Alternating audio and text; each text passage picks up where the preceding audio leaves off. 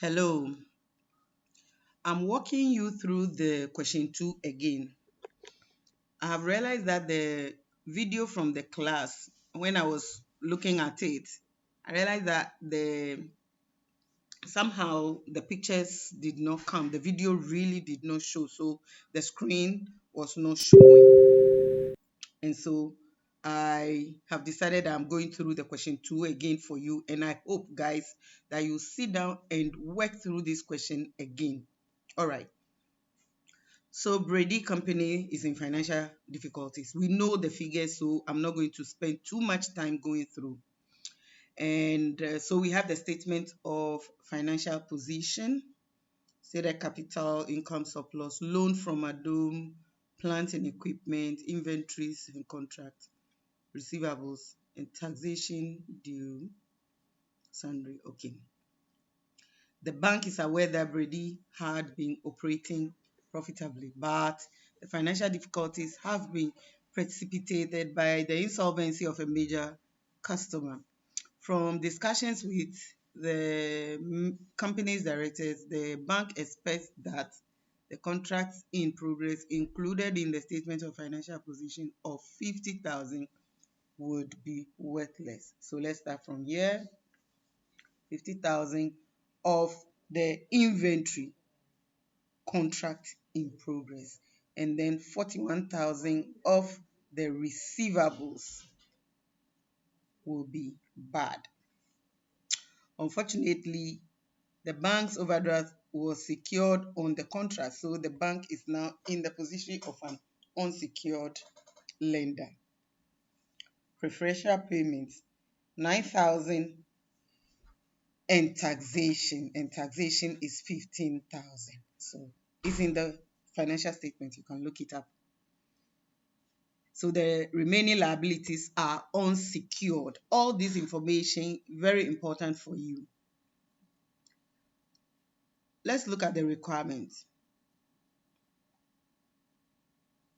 You are to calculate the amount the bank would receive, and I explained that please look at the requirements and work towards answering the requirement. In this question, calculate the amount the bank would receive. So normally, if this were exams conditions, if you were writing a quiz and you were asked the question like this, you should just solve for the bank, the overdraft, how much the bank will receive because of the overdraft. And that should be the answer, and that should be enough. Every other thing you do, you are wasting time. You are using time for things that you shouldn't do. There is no extra marks for that.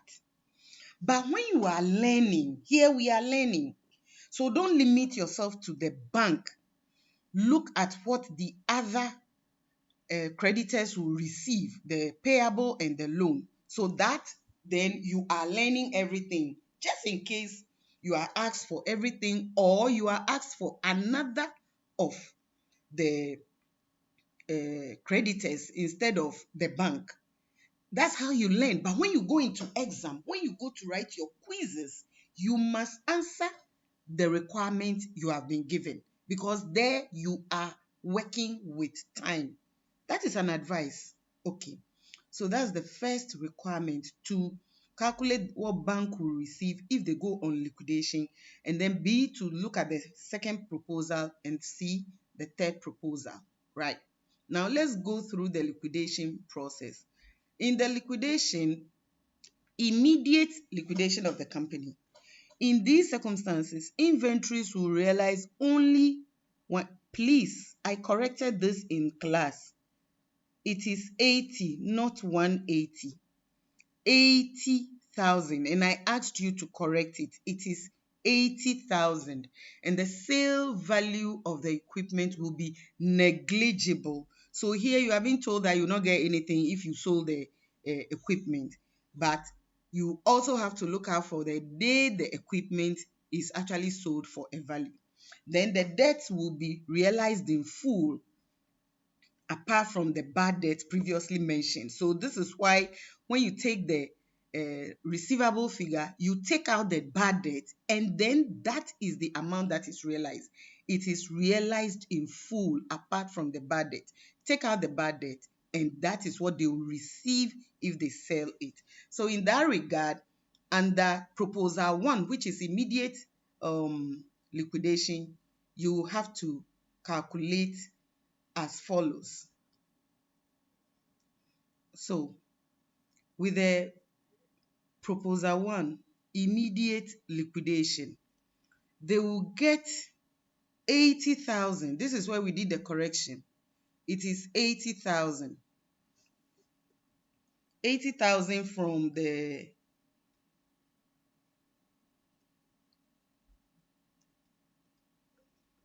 sale of the inventory and contracts in progress. And then for the receivables, in the books, in the financial statement, check the question, it's 135,000. And we were told that 41,000 will go bad, and therefore, and then after that, they will receive, they will realize in full. So it means the balance they will receive in full. And so with these two items, remember there is an asset there, equipment, but they said it will be insignificant. So they didn't even give any value for it. So if they liquidate, this is the amount they will receive, 174. Now the 174, you first have to pay any preferential payments that have been mentioned. And our preferential payments are taxation of 15 and payables of 9. And that gives us 24. You take out that and you'll be left with 150,000. Now you have 150,000. Like I said, the question said, how much will the bank receive? And the bank is connected to the bank overdraft. Now, look at the overdraft. It is 60,000. It is the overdraft including interest. It is 60,000. Now we have 150,000, but you have to look at the total claims against the entity, the total claims, all those who have to be paid, except the shareholder. The shareholder is the last when there is liquidation. When we finish paying everybody, then we'll think about the shareholder. And in this case, it's even not enough. Okay. Now, again, in reconstruction, remember we said it has to be fair. Fairness means those who owe, the entity owe, must be taken care of before the owners of the entity. And so that's what we are looking at. And so if there are three claims, the bank, the loan, and the payables, the overdraft, the loan, and the payables, they are the claims against the entity. Then we have to look at how much each can get. What it means is, if we only have 150 for a total of 250,000 claims, then we can't pay all. That's what it means. Now, instead of just giving 150,000 to pay, let's say, the bank 60,000, and then it will be left with 90,000, we give it to who? The loan, 30,000. Then it means payables, how much? So we can't pay all. So for each of them, we have to share. And that's where you do the pro-rating. Take the total of the three claims, which is 250,000. So for the bank, they will claim 60,000 over 250,000 times the 150. And so they will receive 36. What it means is they are giving up 24,000. They are giving up 24. They will lose 24,000 when the entity goes on liquidation. They will lose 24,000 and receive 36,000. So that will be the answer or the requirement for the question. But because we want to learn, we will expand this to include those who gave loan will get 30,000 over 250,000 times 150, which is 18,000. And so they are also losing 12,000 in the process. They are losing 12,000 in the process. They can only get 18,000 of their 30,000. And the payables is 160,000. Remember, it's 169, but the 9,000 is preferential payables. So they get to be paid. Preferential payables will mean they were secured one way or the other. But the rest, 160,000, is unsecured. So they will also take a part of it, which is 60,000 over, is it 60,000 or 160,000 over 2 is 160,000. It's not 60,000. Let's correct this here. It's 160,000 over 250,000 times 150, which is 96,000. So again, they also are giving a part of their claim, which is 160,000 minus 96,000. I hope you are using your calculator. It's giving you 74 or 64. Okay, 64,000. They give out 64,000. Yeah. So that is what will happen for the liquidation. The loan, the payable, the overdraft in total is the 250,000. That's just what is being shown here for you.